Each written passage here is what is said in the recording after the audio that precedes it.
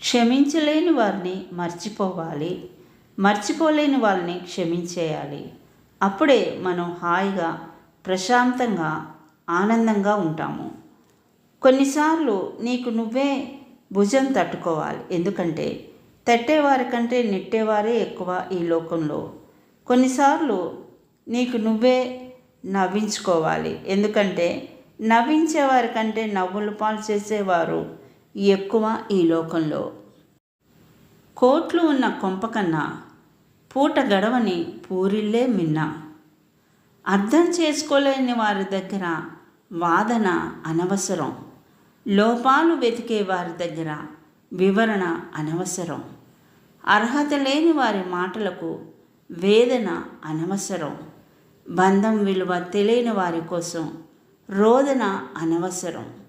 రేపటి రోజు నువ్వు చనిపోతే ముట్టుకోవడానికి కూడా ఆలోచించే జనాల కోసమా నువ్వు ఆలోచించేది? చచ్చాక శవమనే అంటారు. నిన్ను బతికినంతకాలం నీకు నచ్చినట్లుగా బ్రతుకు. నీతిగా, నిజాయితీగా, పక్కనోడి ప్రశంసల కోసం కాదు.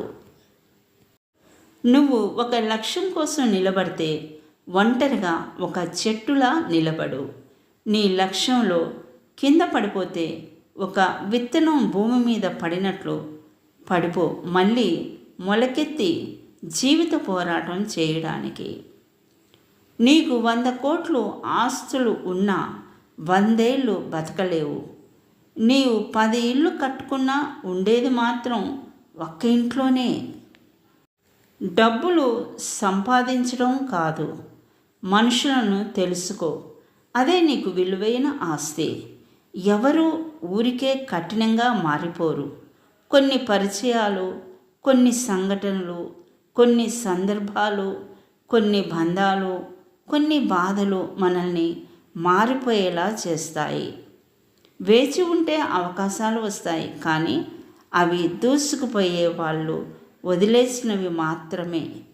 పడిపోతుంటే పట్టించుకోరు, ఎదుగుతుంటే తట్టుకోలేరు.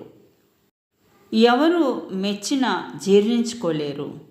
ముందు మంచి మాటలతో నటిస్తారు, వెనుక చెప్పుడు మాటలతో వెన్నుపోటు పొడుస్తారు. చుట్టూ ఉండే మన అయిన వాళ్ళు.